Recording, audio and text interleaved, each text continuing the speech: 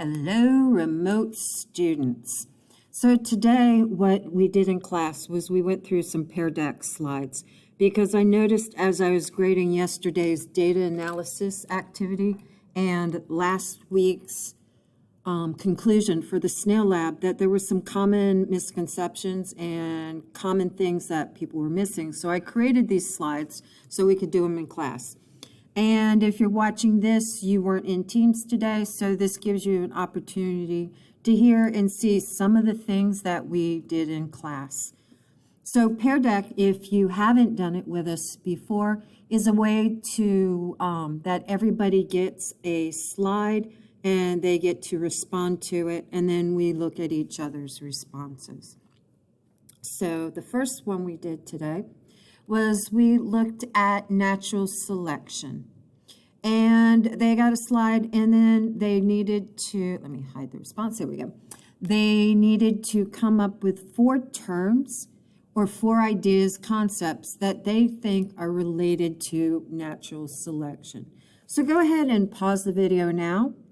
What 4 words would you pick if you were in class today with us? Okay, and looking at some of the responses from the kids today. There we go. So adaptation, change, fitness, evolution, all really good words. Were any of those your words? Phenotypic variation, selective pressure, excellent, especially after last week's lab, where we had the thrush supplying the selective pressure, which is the predator, and then yesterday's data analysis where it was the drought and the change in the environment. So selective pressure definitely plays a part in natural selection. Phenotypic variation, which leads to diversity, which is a good thing. It enables an organism to increase, or its population to increase its survival. So that's a really good one. Predator and prey can relate to natural selection, and population, because it's a change over time in the population. So I think population is one of those key words. Fitness, death, camouflage, and I think the reason why they put death is because dead things don't reproduce. And if they don't reproduce, that means their physical attributes that they put down here don't get passed on. Especially if they're eaten by a predator, that chances mean they were standing out in their environment. DNA, because DNA are where the adaptations occur. There is a mutation in the DNA that gets passed on.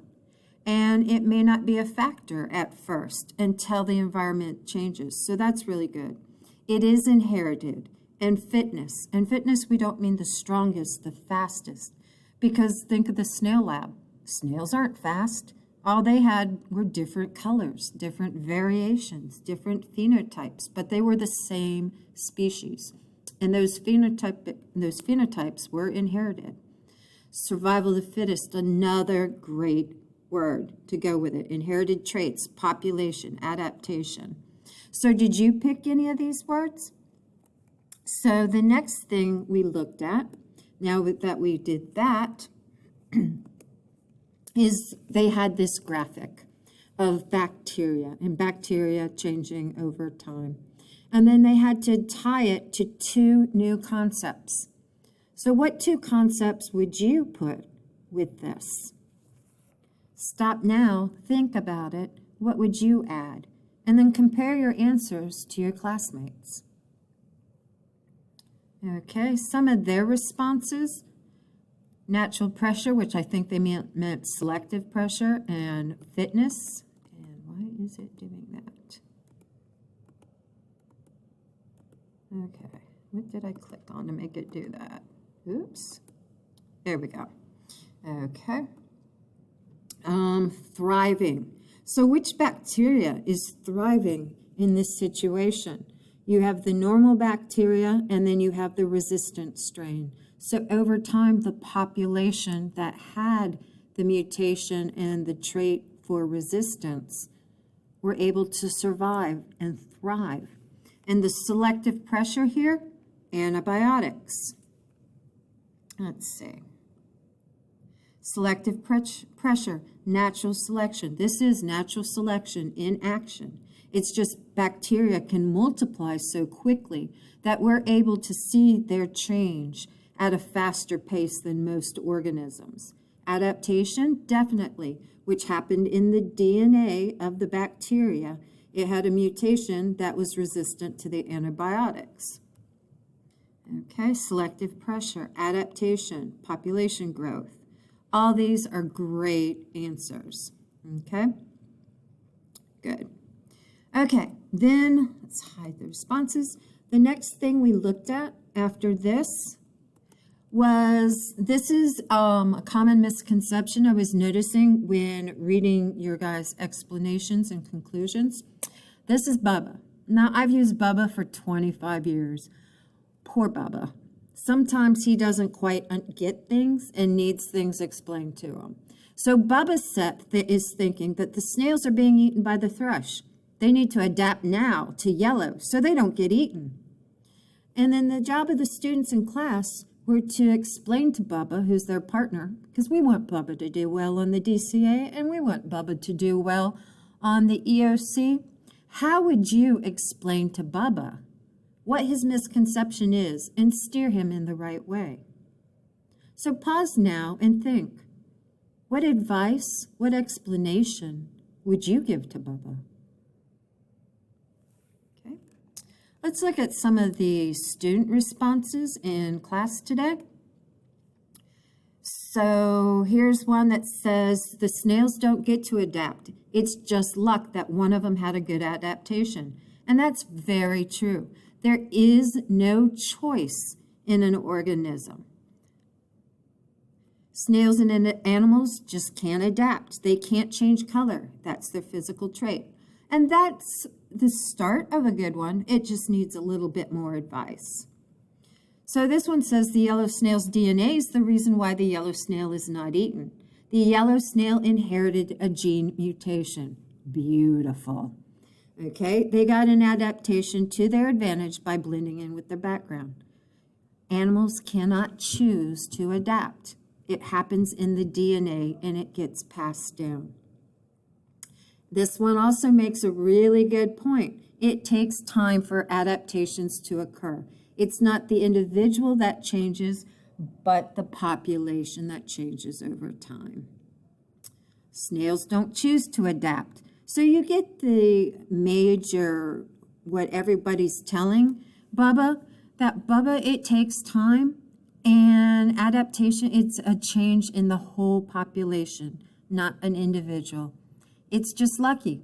Sometimes mutations aren't lucky and they can prove to be deadly, but it does take time and it does happen to a population and it is passed down through reproduction, be it asexual or sexual reproduction. Okay. And then our next question they had to do, now that we've done that, is they were given this picture and they had 2 minutes to write as many words as they can that relate to what we're studying and relate to this graphic. What terms would you pick? I think our lead came up with 9 words. Can you come up with 9 words to go with this graphic? And then finally, because I noticed when I was grading the innate data analysis yesterday, that some people, when it asked for the frequency, you were given the size of the beak. Frequency, remember, is always, always a percentage. So in this one, and I did change it in class, all I asked them is, what is the frequency of the black beans in the 5th generation? Okay, and let's see the responses that people said. Okay, 55, I'm not real sure how that got upside down, but it's 55%. And here's one that explains it. So if you look in the title, it says there's 100 total for each generation. So that's your whole number, that goes on the bottom. Then the part, which is the black beans of that generation, is your part. So 55 divided by 100 gives you 55%. So the black beans in the 5th generation have a 55% frequency. So if you need to make corrections on your data analysis from the 19th, the most common reason why people lost points, when it asked for frequency, you didn't give me the frequency, the percentage. What you did was give me the exact, you gave me the beak size for that, and it asked for frequency. So now that you know, that's an easy fix.